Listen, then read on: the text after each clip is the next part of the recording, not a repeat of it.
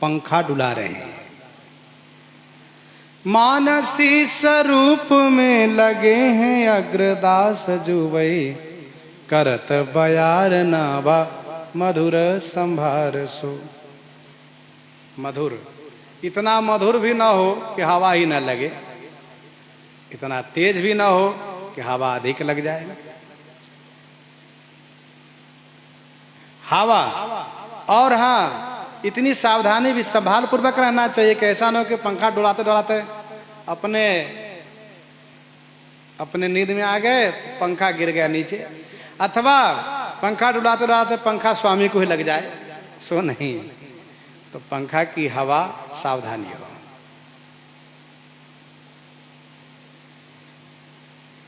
तब मंदिरों में ठाकुर जी के लिए पंखे की व्यवस्था होती थी, तब बिजली आदि की सुविधा नहीं थी, तो उस प्रकार से व्यवस्था बनती थी।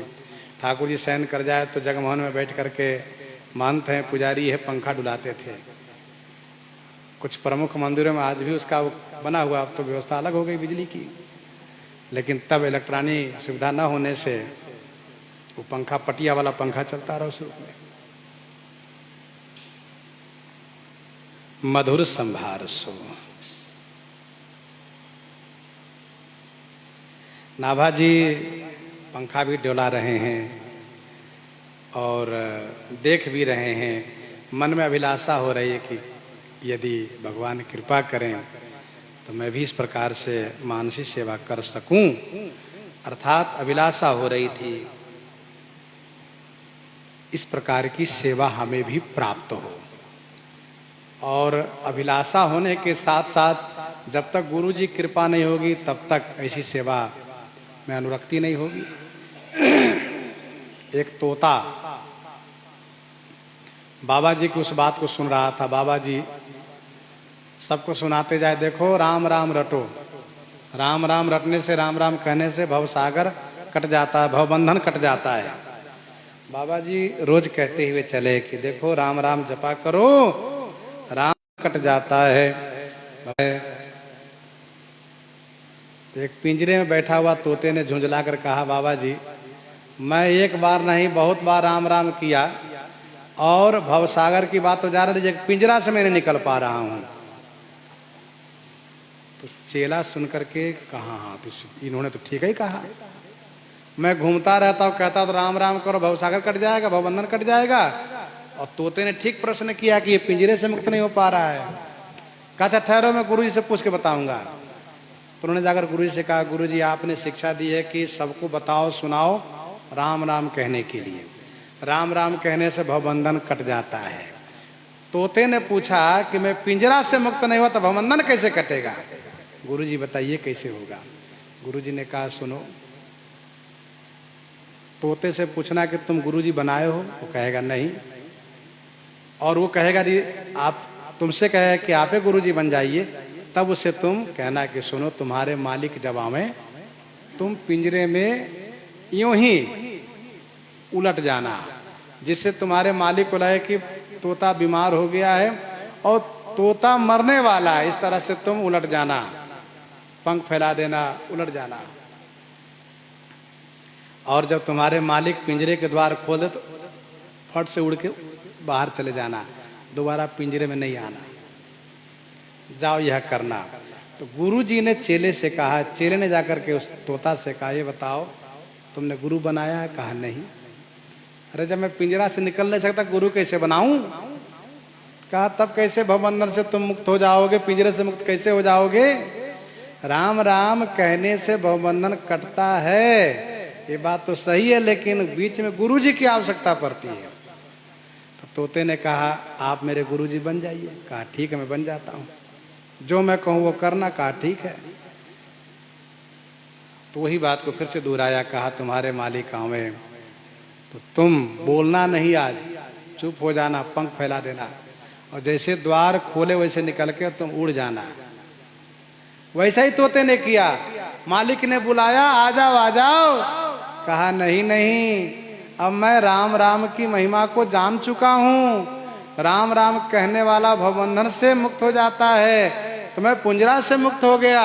लेकिन है राम राम कहने से पिंजरा से मुक्ति तो मिलती है, भवबंधन से मुक्ति तो मिलती है, लेकिन उसकी कुंजी गुरु जी के पास होती है। जब तक गुरु जी नहीं युक्ति बताएंगे, साधु सद्युक्ति विच्छेदकारी, तब तक भवबंधन से मुक्त नहीं हो सकते। तो अभिलाषा करनी चाहिए, और अभिलाषा के साथ साथ गुरु जी की कृपा की आवश्यकता है।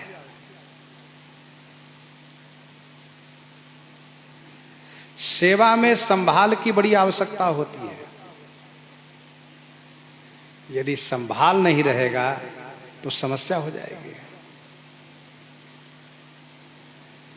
एक मालिक ने बंदर को सेवक बनाया, खूब खिलाता पिलाता, उसी सेवा लेता। उसका मालिक जब सोया, बंदर का मालिक सोया, तो एक मक्खी आकर के नाक पर बैठी, उड़ाया। मक्खी उठ करके फिर ठोड़ी पर बैठ गई, फिर उड़ाया, फिर आकर के भुजा पर बैठ गई, फिर उड़ाया।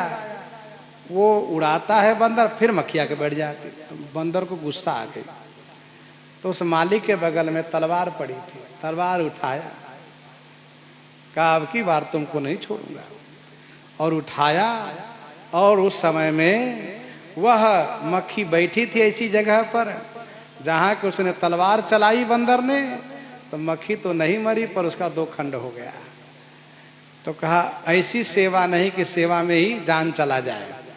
सेवा वो हो जिसमें सावधानी हो, मर्यादा हो, सावधानी हो। करत बयार नाभा मधुर संभार सो। वृंदावन में श्री रसिक बिहारी जी ठाकुर जी के जल घड़िया, जल लेकर के यमुना जी से आ रहे थे। तो ब्रज के बालक लोग खेल रहे थे, तो उसमें एक बालक ने जाकर के हाथ पकड़ लिया, कहा बाबा जी सुनिए, मुझे जल पिलाइए। बाबा जी ने कहा बड़ा विचित्र बालक है, ठाकुर जी के लिए जल ले जा रहा हूं, पता नहीं नहाया कि नहीं नहाया, छू दिया, जल बेकार हो गया। उसने एक थप्पड़ लगा दिया बालक को, और जल दिया भी नहीं।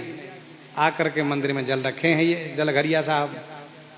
तो श्री रसिक बिहारी जी के पूजा में जब मंदिर खोला गया, पुजारी जी ने देखा, महंत जी ने देखा कि ठाकुर जी के कपोल पर अंगुली का चिन्ह है। तो कहा जय जय, ये चिन्ह कहाँ से आया, कहाँ मारपीट करके आ गए आप, किसने मारा आपको? तो उदास होकर उन्होंने कहा कि आपके जलघरिया ने। क्यों मारा? कहा पूछ लीजिए बुला करके। बुलाया, क्यों भाई तुमने ठाकुर जी क्यों मारा? कहा मैंने कहा मारा। कहा नहीं नहीं तुम मारे हो। तब कहा अच्छा, अरे मैंने ब्रजवासी बालक को मारा।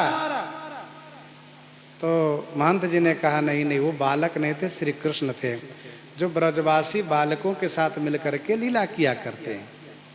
जल मांगे तो पिला देना चाहिए था, मारना नहीं चाहिए था। न पिलाया तो कम से कम मारना तो नहीं चाहिए था। चलो क्षमा मांग लो। तो जलघरिया आए, हाथ जोड़ करके प्रार्थना की, क्षमा याचना की, अब ऐसी गलती नहीं करूंगा, आप आज के बाद जहां जल मांगिएगा वहीं जल दे दूंगा। कहा ठीक है। समझौता महंत जी करा दिए। लेकिन जलघरिया था बड़ा स्नेही, बहुत प्रेमी भक्त था, बहुत प्रेम करता था ठाकुर जी से, इसीलिए उनके साथ लीला किए। कुछ दिन बीत गए। कुछ दिन बीत जाने के बाद वो पंखा डुला रहे थे, पंखा चला रहे थे ठाकुर जी के लिए। इनको नींद आ गई, तो पंखा की डोरी जो छूट गई इनके हाथ से, तो पंखा जाकर के भगवान को लगा। पंखा भगवान को लगा तो ठाकुर जी फिर आए और एक थप्पड़ लगाए। कहा कि सावधानी पूर्वक पंखा नहीं चलाते हो। चौंक गए, दर्शन भी दिए। कहा सरकार गलती है। कहा नहीं गलती नहीं, हिसाब बराबर किए। तुम उस दिन जो मारे थे ना, उसका हिसाब हम बराबर किया। तो भगवान कौतुक करते हैं उनके साथ जो प्रेमी भक्त होते हैं। रसिक बिहारी जी ठाकुर जी। चढ़्यो हो जहाज पैजु शीश एक आपदा में, कर्यो ध्यान खींचो मन छूट्यो सुकुमार सो। जहाज पर बैठा हुआ वह एक भक्त जा रहा था, वह विपत्ति में पड़ गया, अर्थात उसका जहाज भंवर में पड़ गया। उसने स्वामी अग्रदास जी का ध्यान किया तो गुरु जी का ध्यान खिंच गया, छूट्यो 26 रूप सार सो। रूप के सार श्री सीताराम जी का ध्यान छूट गया। कहत समर्थ गयो बोहित बहुत दूरी। समर्थ कौन? नाभा गोस्वामी समर्थ हो गए, क्योंकि गुरु जी के ध्यान में, मानसिक पूजा में सम्मिलित होकर देख रहे वहां। और देखिए इनकी आंखें खुली है, ये संभाल पूर्वक पंखा भी चला रहे हैं, पंखा डोल रहे हैं और मानसिक पूजा में पहुंचे। जरा सोचिए। इसलिए स्वामी प्रियादास जी ने कहा नाभा गोस्वामी समर्थ हैं। कहत समर्थ गयो बोहित बहुत दूरी। पंखा डुला करके पंखा की हवा से उनकी जहाज को बाहर कर दिया। आओ छवि पूरी फिरी ढरोता ही ढार सो। फिर नाभा गोस्वामी जी ने देखा गुरु जी तो अभी वहीं समुद्र किनारे ही पहुंचे हुए हैं। ऐसा क्यों हुआ? जैसे उस शिष्य ने याद किया तो स्वामी अग्रदास जी का ध्यान सागर पर चला गया। वे पहुंच गए सागर किनारे, सागर की छवि देखने लगे। आहा क्या बढ़िया तरंगे है।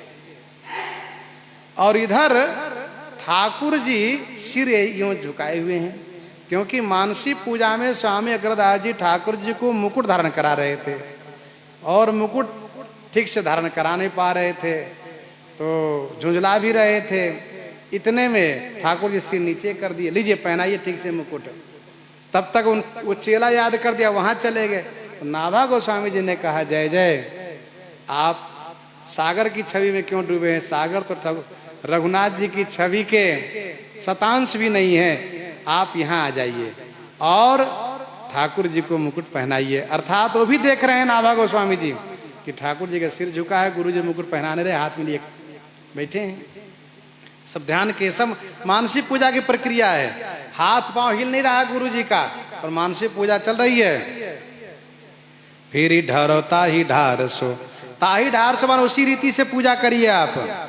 लोचन उघारी के निहारी कहो बोलियो कौन। लोचन उघारी मन नेत्र खोल करके कहा, कौन बोला?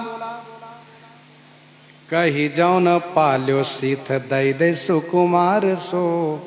तब नाभा गोस्वामी जी ने कहा, स्वामी जी गुरु जी ये वही बोला है जिसको शीत प्रसाद उचिष्ट प्रसाद दे करके और सुकुमार से यानी बचपन से आपने जो पालन किया है वही दासानुदास नाभा नारायण दास बोला है।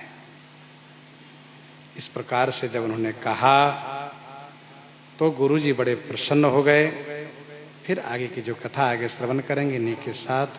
सीताराम सीताराम सीता राम सीताराम सीता